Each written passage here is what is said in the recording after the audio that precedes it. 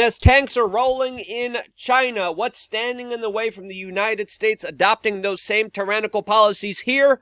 Well, a constitutional amendment that many politicians want to take away. Welcome back, beautiful and amazing human beings. My name is Zukradowski here of wearechange.org. And man, oh man, do we have some absolutely crazy news to get into today. Not, of course, with just the latest saga of what happened on the show that I, of course, co-host, but specifically a lot of crazy news domestically here inside of the United States, especially when it comes to the battle for free speech. There's a lot of crazy thieves out there, but more specifically, I still want to continue the larger focus and conversation today about what is happening over in China and its larger ramifications to the rest of the world. We're going to be talking about that, plus a lot more, all on this independent media broadcast. If you like the shirt that I'm wearing right now, you could get it on thebestpoliticalshirts.com, and the clips that we played in the beginning of this broadcast are being shared widely on social media coming from many parts of China,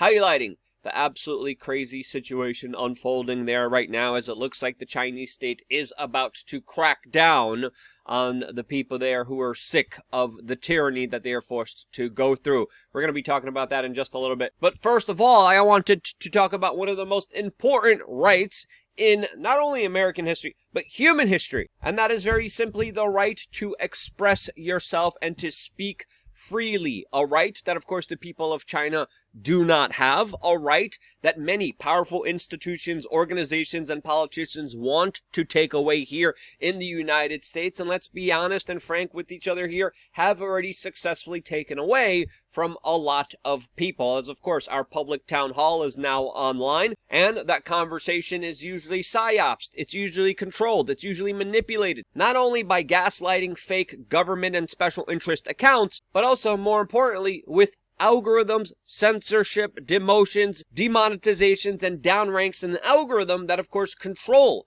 what people are able to even think about. Elon Musk is standing up against a lot of this nonsense in his own not-so-perfect way, as, of course, we've criticized him before, but it looks like he's going to be making good on his promise, as he is not only promising to bring back all the tens of thousands of banned accounts, but more importantly, he also announced a plan to release sensitive private information from Twitter, highlighting how they suppressed speech beforehand. He is now promising to uncover the underhanded, unfair, and most likely not just unethical, but probably illegal actions made by Twitter that, of course, suppressed political and satirical speech. Now, what is going to be in this release of files? Well, who only knows? We're going to be paying very close attention to this particular story. Elon Musk has previously said that he is shocked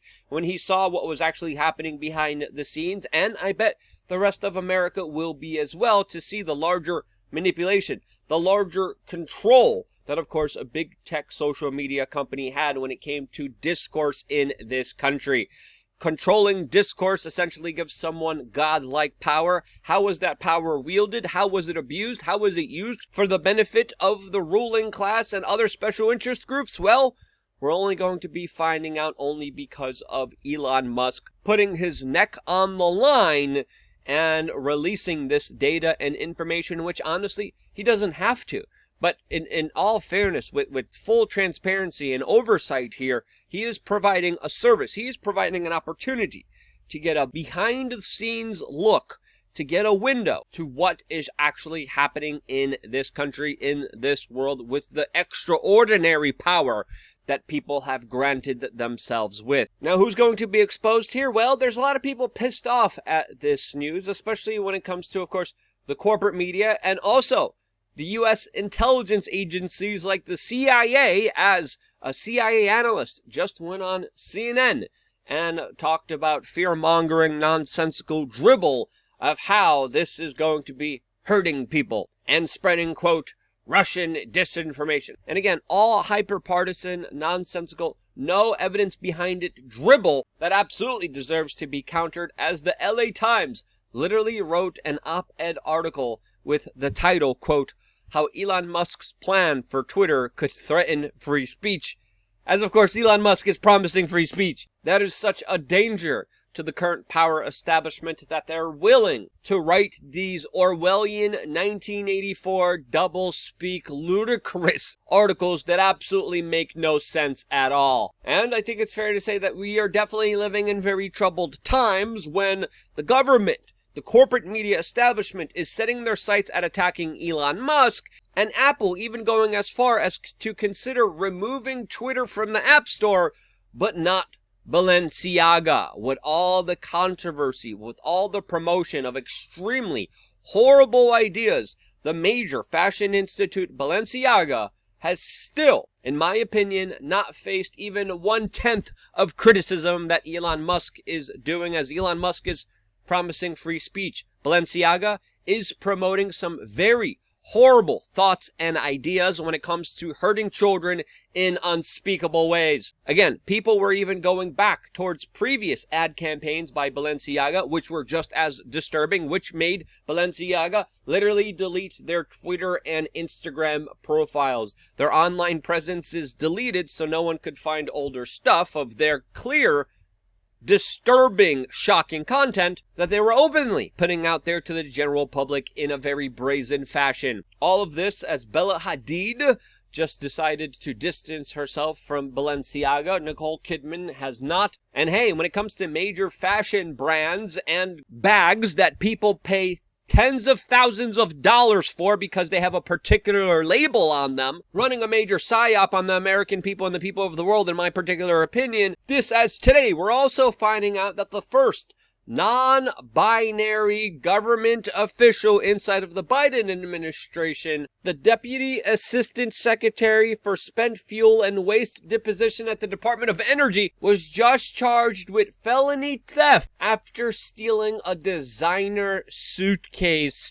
at a baggage claim Minneapolis airport, as them were captured on surveillance video grabbing someone else's luggage, removing its identification tags, and running off with the suitcase. Yeah. In related storming off news, we of course have the latest controversy that I was involved in, that the corporate media loves to talk about today, and whether it's Forbes, Newsweek, the Daily Beast, the New York Post, Breitbart, MSN, Fox News, they are all talking about the extremely short interview, even if you could call it that, that myself and Tim Pool had with, of course, Milo Yiannopoulos and Nick Fuentes. Now, again, the corporate media is painting this picture in one particular way, but there's a lot of other things that happened behind the scenes, especially in the 3+ hours that we all spent together. And I particularly want to talk about my individual experience, what was happening behind the scenes on LukeUncensored.com, our own platform, where, of course, we could get into more spicy topics, as, of course, this is a topic that is pretty spicy. Also, I told a lot of spicy jokes that I can't probably share here during our interactions. I'm going to be talking about that plus a lot more. But one thing that I will say about this particular current media frenzy that's going on right now is that a lot of this is a manifestation of the media frenzy behind it.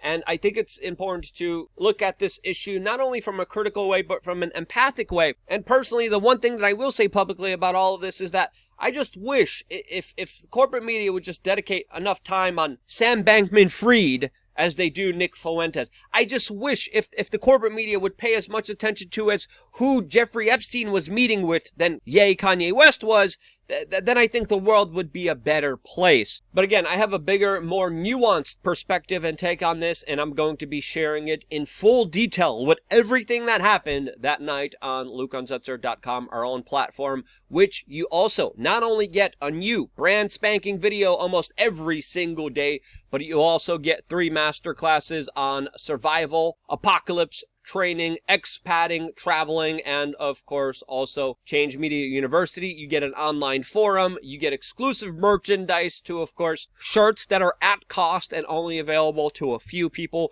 You get all these perks, plus a lot more, just by signing up right now to LukeUncensored.com while also supporting independent media. Voting with your dollar is more important than ever, and with you guys doing so, this is why we are going to be expanding and growing operations here and providing you more services, more forums, more conversations, all exclusively on lukeuncensored.com. Lots to talk about, lots to get into, and we're going to be doing that plus a lot more. And I'm super excited for the conversation later on today, only on lukeuncensored.com. Now, of course, we're still not done here, as there's a lot of news coming from China, as it looks like the government there is ready for a full, all-out crackdown. This, as a lot of police officers and military members have been mobilized, have been training in formation, as well as, of course, hardened military vehicles being sent into major cities where the protests are the most frequent. Now, there still is, of course, some protesting going on, but there is also a lot of repression of the protest, as this latest photo of a man getting jumped by police officers, tackled, having a knee and fist on his head as his face is literally being covered, looking at the pavement and the boot of the authoritarian state, which the people of the world and humanity face as a threat more than they would like to acknowledge. Now, with these MRAPs and tanks being sent into major cities, how will they be used? Or is this just a show of force? Is this a way of intimidating and stopping some of the protests? Will just this show of force work? Well, that's a topic of discussion that I think is worth debating, as it's not only just tanks being sent around, but also pods for the latest quarantine camps being built all around major cities in China that have been detaining not just people who are around sick people, but of course a lot of political dissidents, a lot of protesters, a lot of people daring to, of course, even speak out against the state. This, as the government has now a new approach, as people have started to share information through Bluetooth and not the, of course, tightly controlled Wi-Fi that's regulated and surveilled by the Chinese Communist state, as now police officers in major Chinese cities are walking around and demanding that people give up their phones, open them up, and allow police officers to go through their personal items, their photos, and in some instances even forcing people that they randomly approached, that they randomly stopped, to delete any kind of photos or related information to any kind of protests. Yes, you're literally walking down the street and government bureaucratic officers stop you and now demand that you open your phone up immediately, or else you go to the quarantine camps. Imagine all the wiener pics that they have to go through in order to, of course, find any dirt on anyone to punish them for daring to think outside of the tightly controlled state narratives that they want them believing in. This, as of course, drones are also routinely used in China, sending messages to people telling them to stay inside, to obey government wishes and orders. This, as some media publications and some politicians have actually been talking about this white paper revolution that's happening in that country. By the way, these are some of the same media publications and politicians that have promoted the same kind of policies here in the Western world. And if you remember, whether it was Australia, New Zealand, New York City, Michigan, California, the state was absolutely brutal on people voicing the same concerns as the people of China were. And only because of protest, only because of people speaking out, only because of people not complying did a lot of these lockdowns go away in China, because of the tightly controlled social media landscape, because of the social credit score, because of the people being disarmed there. They didn't have the possibility to push back. And I also do believe that in the United States, these lockdowns, these restrictions only lasted as long only because of censorship and the prevention of these larger ideas being challenged, mainly because of online censorship that took place all over the Western world, that arbitrarily punished the most innocent people amongst us in the most cruelest, most evilest ways. And hey, this is why what Elon Musk is doing is a grave threat against the power establishment, and I think it's important to not only promote and talk about the protest in China, but of course how what China has gone through is what we have gone through and would have continued to go through if it wasn't for people speaking up and daring to question all of this utter nonsense that we are forced to go through within the last few years. The state is brutal. They will always try to impede and stop humanity from progressing forward, and the only thing stopping them is our ability to at least think and speak freely, which is a right that I think we should be protecting at all costs right now, or else we could end up like this fellow Chinese man who is treated no better than a dog. Again, you're probably not going to get a new iPhone soon, but who gives a damn? The people are speaking up, the people are rising up, and more than ever, we have to use our rights before they are relinquished and taken away from us. More than ever. That's my particular opinion. If you agree, share this video with your friends and family members more than ever. I wouldn't be here if it wasn't for you guys, and this is why I love you guys. Stay tuned for more here on wearechange.org. One more video right now coming your way on LukeUncensored.com. It's going to be a big one. See you there.